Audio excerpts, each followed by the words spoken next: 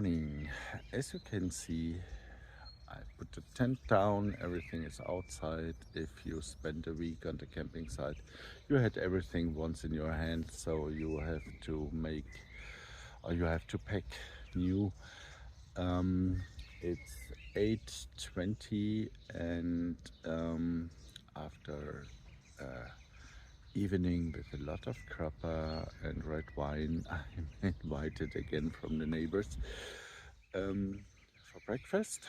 And so I will have got breakfast with them, and then I think at 10 we will leave. We have got 23 kilometers to hike today, and yeah, it will be good, hopefully. My God, my heart, I'm really shaking. It happened what I'm actually really waiting for since a couple of times. There was a woman, she came around the corner with really high speed. At the other side a car came, and I just heard the brakes in the back with a really massive noise.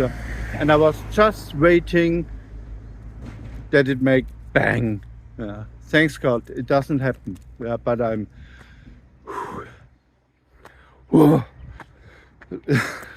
horrible. And everybody who thinks now, why you are hiking on the right side, idiot, go to the left side and then everything will be good. No, I can't do this.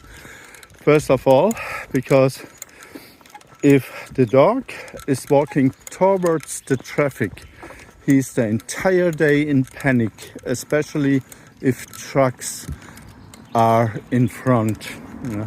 And it's really bad, because I already tried it, how close cars passing you.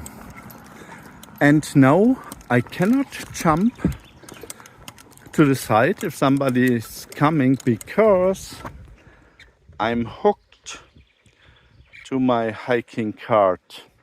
Until I realize that the truck will hit me, I'm already dead. So I better don't see if a car will hit me. Then it's just doing a big bang and I'm dead.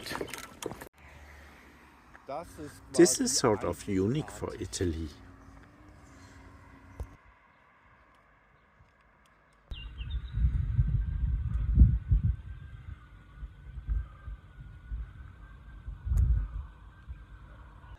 The advantage at Google Maps is that you can have a look how it looks up there, because there are many pictures. So, well, it's nice, but not that nice that I am hiking all the way up, because it will cost me an hour. So I better hike to the camping site.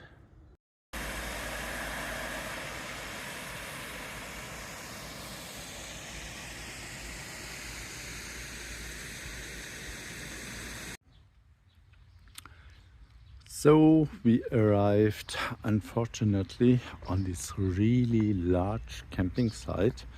Nobody is at the reception till 4 p.m., which is more than an hour.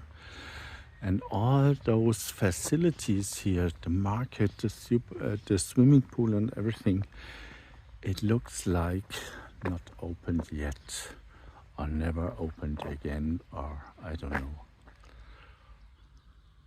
Very nice. The camping site owner just passed by and told me just look for a place, relax, and he will come later.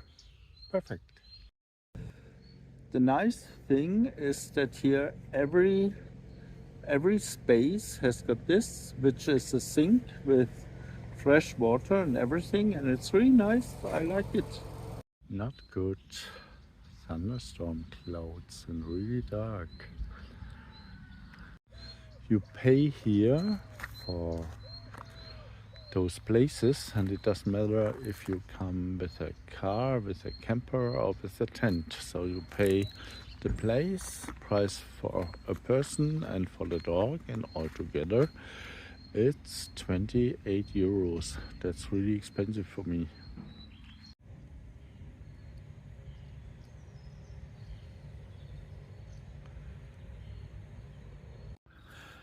How does our language influence how we see the world?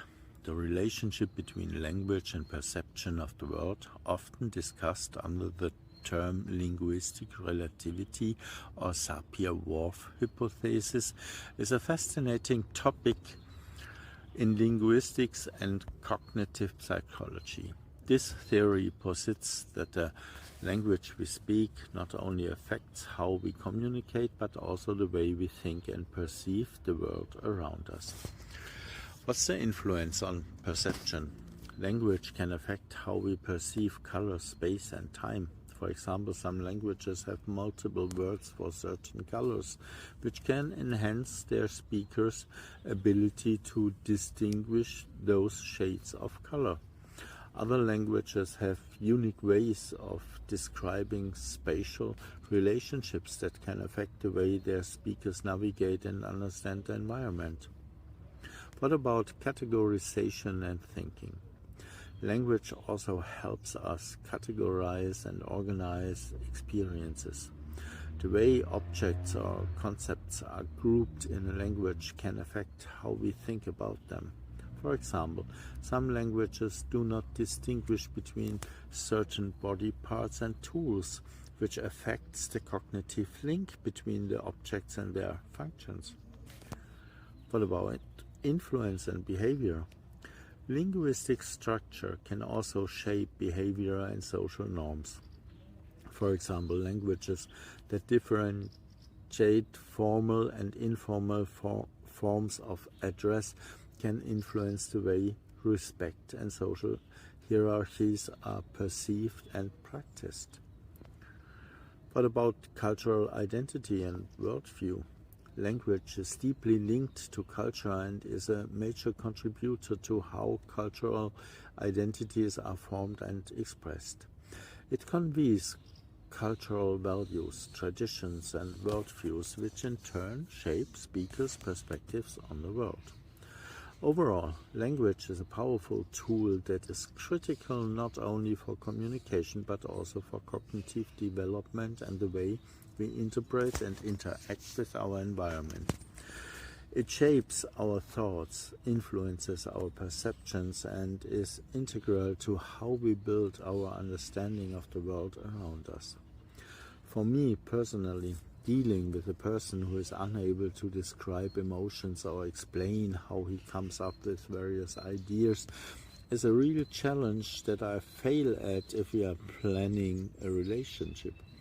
Unfortunately, being sexy isn't enough. A man also has to be able to articulate himself.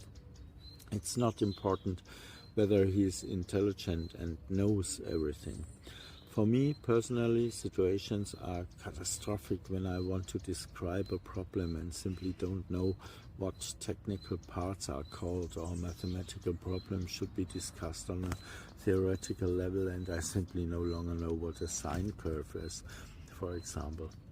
I would like to find out how a bushman explains space, and I despise people with all my heart who throw around foreign or Latin words and Anglicism just to set themselves apart from others, and usually also want to position themselves as better and smarter.